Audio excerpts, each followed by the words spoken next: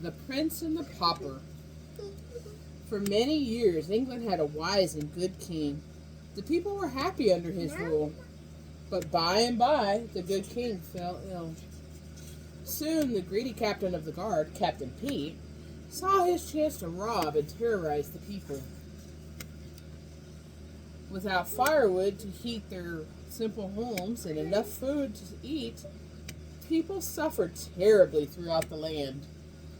It seemed that no one could save the kingdom from the thieving Captain Pete, until one day... "Kindling! Fresh kindling!" called Mickey. Beside him, Goofy shouted, "Get your snow cones here, Plain and Rock and Twig." The two friends were hungry and cold too, but they tried to make the best of things. Suddenly, a coach full of Captain Pete's soldiers spun around a corner, spraying snow in Mickey's and Goofy's faces. Mickey's dog Pluto shook the snow from his snout and took off after them. Mickey chased Pluto all the way to the castle. When one of Pete's guards caught sight of Mickey, he bowed so low that his nose almost touched the ground. "Welcome home, young prince," he said. "You fool," growled Captain Pete. "Don't you know the prince is still up in his room?" He grabbed Mickey and was about to throw him out when the prince called down to Captain Pete. "That is no way to treat one of my subjects. Unhand the lad and send him up to me." As Mickey tried to find the prince's room, he stared at the luxurious castle furnishings. He was so busy looking around that he forgot to watch where he was going. With a loud crash, he stumbled into several suits of armor. Just then, the prince appeared. He was about to greet Mickey when the helmets toppled onto each of their heads. Turn it off. Mickey and the prince pulled off their helmets and gasped. "You look just like me!" cried Mickey. "No, no, no!" cried the prince. "You mean you look just like me. Exactly like me." Then the prince had an idea. "I could take your place for just one day. I'm tired of being a prince," he said. "I'm tired of studying and fencing and never having time for myself. I'd like to see what's going on outside the castle walls." "If we swapped clothes," he told Mickey, "you could live like a prince for a while, and I could walk around the kingdom just like an ordinary citizen." "But I don't know how to be a prince," said Mickey. "Don't worry," said the prince, as he gave Mickey some royal clothes. "To govern, you need only to say, 'Splendid idea! I'm glad I thought of it!' And guards, seize him!" The prince put on Mickey's clothes, climbed through the window, and slid down a vine. "I'll be back in the wink of an eye," he called. Mistaking the prince for Mickey, Captain Pete grabbed him as soon as he reached the ground. Then he placed the prince in a catapult and fired him over the castle wall. "And stay out!" Captain Pete shouted. The prince landed on his face in the snow, and Goofy and Pluto ran over to help him up. As soon as Pluto sniffed the prince, he knew it wasn't his master Mickey. So Pluto trotted off to the castle gate to wait for the real Mickey. "Gosh, Mickey!" cried Goofy. "You shouldn't jump over walls and land on your head like that. You could get hurt." Of course, the prince had no idea who Goofy was. "I'm Goofy, remember?" said Mickey's friend. "So I see, my good man," the prince mumbled.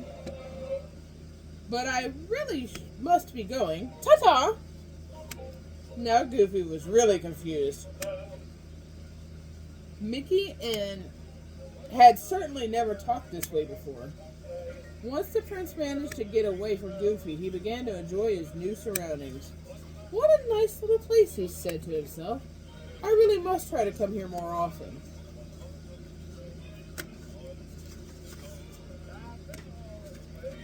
The prince was enjoying his walk when he spotted the little dog. Because he never had a pet before, he thought it would be fun to play with the little fellow. But the little dog had bigger friends who thought chasing the prince was even more fun. Back at the castle, Mickey was quickly becoming bored with the life of a prince. He didn't like spending his day taking all those lessons, not when he could be eating instead. Mickey licked his lips as Donald, the prince's butler, carved a giant turkey. Mickey was about to help himself, but Donald pushed him away. Your Highness, said Donald. Not yet. Remember, I have to taste it first.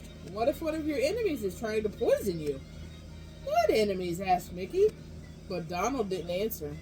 His mouth was too full. And before Mickey could get a taste, Donald gobbled up everything on the platter.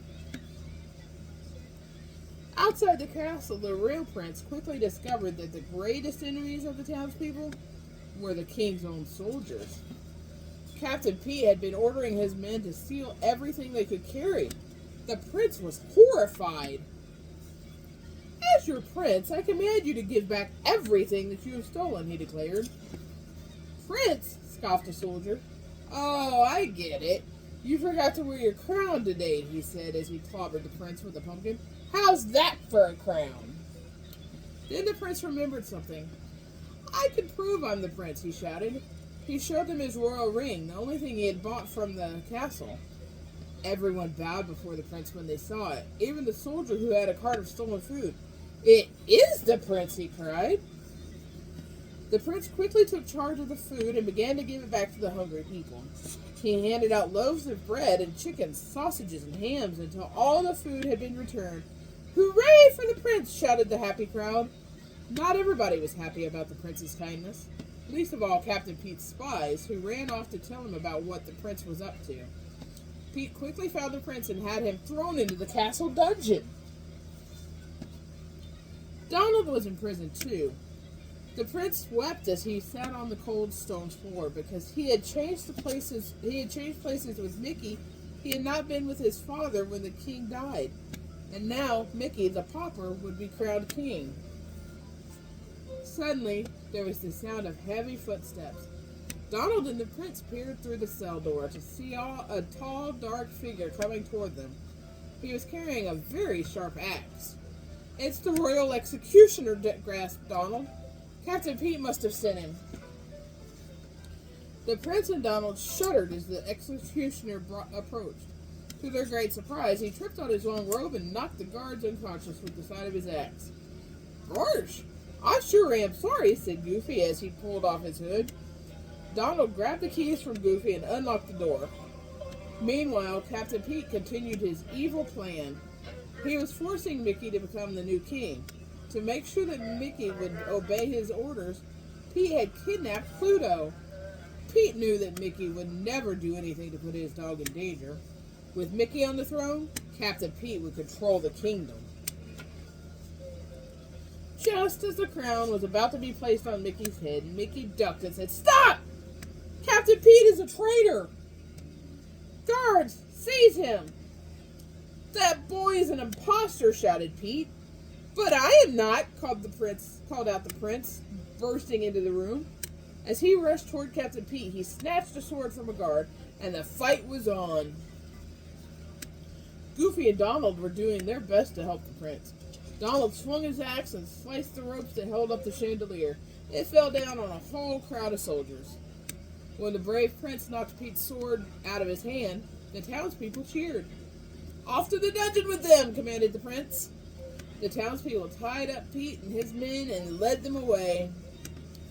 Then it was time for the ceremony. The real prince was crowned king, and the people could feel safe once more with a kind and generous ruler. The people all lived happily ever after, thanks to Mickey, Goofy, and Donald.